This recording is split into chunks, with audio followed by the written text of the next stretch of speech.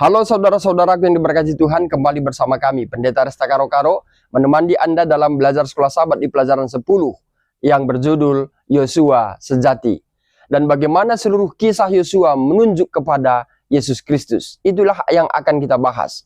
Kita akan merangkum pelajaran ini ke dalam 3 dasar besar yang menolong kita memahami hubungan antara perjanjian lama, perjanjian baru, dan kehidupan rohani kita hari ini. Kita akan merangkum pelajaran ini menjadi 3 dasar penting. Yang pertama adalah dasar tipologi Alkitab. Yang kedua, Yosua sebagai tipe. Yang ketiga, Yesus sebagai Yosua sejati dan aplikasinya bagi gereja masa kini. Mari kita masuk ke poin yang pertama. Saudara yang diberkati Tuhan, Alkitab menggunakan sesuatu yang disebut tipologi. Menjadi pertanyaan, apa itu tipologi? Tipologi adalah cara Allah memakai orang atau peristiwa atau lembaga di perjanjian lama sebagai bayangan yang menunjuk kepada sesuatu yang lebih besar, yaitu penggenapan di dalam Yesus Kristus dan rencana keselamatan. Roma 5:14, 1 Korintus 10 ayat 1-13, dan Ibrani 8 ayat 9 mengatakan bahwa tipe atau tipos adalah pola atau gambaran, sedangkan antitipe adalah penggenapannya. Sebagai contoh, Daud adalah raja, dan dia adalah raja perjanjian lama. Daud baru juga dinubuatkan oleh para nabi. Dan Yesus adalah penggenapan sempurna dari raja itu yang telah dinyatakan dalam perjanjian lama. Prinsip pentingnya adalah seperti berikut. Boleh kita lihat, ada tipe tidak pernah diputuskan manusia sesuai hati.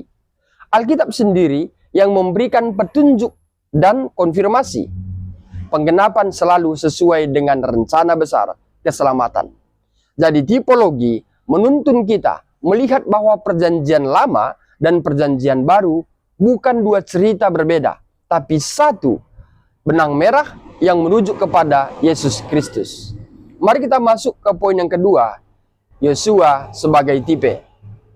Mengapa Yesus disebut tipe atau gambaran?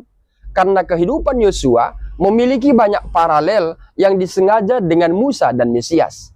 Perhatikan beberapa kesamaan Yosua dengan Musa. Yang pertama, keduanya dipanggil secara pribadi oleh Tuhan. Yang kedua, keduanya memimpin umat menyeberangi air secara ajaib. Yang ketiga, keduanya menegakkan sunat dan Paskah. Lalu yang berikutnya, keduanya membagi tanah dan membangun umat. Lalu yang terakhir, keduanya memberikan pesan terakhir sebelum mati. Dengan kata lain, Yosua adalah Musa baru. Dan keduanya adalah gambaran awal yang menunjuk kepada sosok yang lebih besar, yaitu Yesus Kristus. Lalu siapa penggenapan umatnya? Sebagaimana Ulangan 18 mengatakan, "Aku akan membangkitkan seorang nabi seperti engkau." Perjanjian baru menegaskan bahwa nubuatan itu digenapi dalam diri Yesus Kristus. Yosua menuntun umat Israel masuk ke tanah perjanjian secara fisik. Yesus menuntun umatnya masuk ke perhentian rohani dan warisan kekal. Yosua menang dalam peperangan fisik. Yesus menang dalam peperangan rohani melawan iblis dan dosa. Yosua melintasi Yordan menuju tanah perjanjian. Yesus dibaptis di Yordan dan memulai misi penaklukan rohaninya. Dengan kata lain, apa yang Yosua lakukan secara lahiriah, Yesus lakukan secara rohani dan sempurna. Yosua adalah bayangan, Yesus adalah kenyataannya.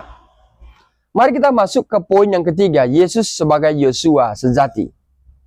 Ini merupakan penggenapan gereja dan kita hari ini. Dasar ketiga adalah aplikasi bagi gereja. Perjanjian baru menunjuk bahwa pekerjaan Yosua memiliki 3 penggenapan. Mari kita perhatikan. Yang pertama, penggenapan kristologis dalam kehidupan Yesus. Yesus adalah Yosua sejati yang mengalahkan kuasa kegelapan, sebagaimana dicatat dalam kitab Matius pasal 4. Mengusir iblis melalui salib, Kolose 2:15. Memberikan perhentian bagi umatnya, Ibrani pasal 4. Yang kedua, penggenapan eklesiologis dalam kehidupan gereja. Bagaimana Efesus 6 ayat 10-12 menyatakan bahwa gereja dipanggil berperang bukan melawan manusia, tetapi melawan kuasa jahat, inilah gambaran perang Yosua dalam bentuk rohani. Peperangan iman, peperangan doktrin, peperangan melawan dosa, peperangan melawan tipu daya salib. Tetapi kita juga menerima.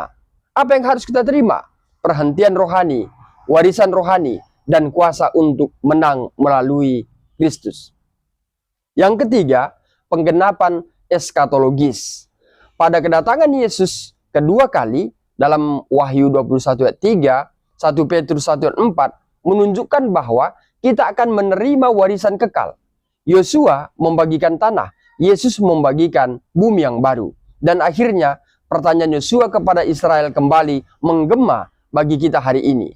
Berapa lama lagi kamu menunda untuk menduduki negeri yang Tuhan berikan kepadamu? Sebagaimana dicatat dalam kitab Yesaya 18 ayat 3. Jika Yosua ada di sini hari ini, ia mungkin berkata, berapa lama lagi engkau menunda untuk mengambil janji-janji Allah? Berapa lama lagi engkau menunda hidup dalam kemenangan? Berapa lama lagi engkau menunda menyerahkan hidup sepenuhnya kepada Kristus? Saudara dan saudariku yang diberkati oleh Tuhan Yesus, pelajaran ini mengajarkan kita 3 dasar besar.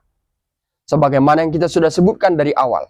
Yang pertama adalah tipologi adalah bahasa rohani di mana Allah menunjuk kepada Kristus melalui perjanjian lama.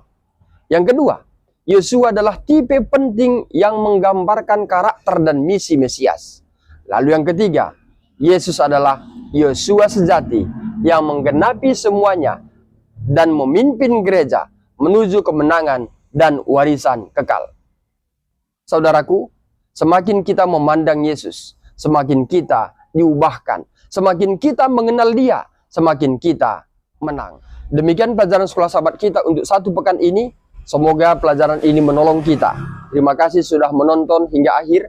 Jika video ini memberkati kita, jangan lupa like, subscribe, dan bagikan kepada semua sahabat komunitas kita. Dan kita bertemu kembali di pelajaran yang berikutnya. Saya Pendeta Resta Karo-Karo pamit undur diri, dan akhir kata saya sampaikan, Tuhan Yesus memberkati.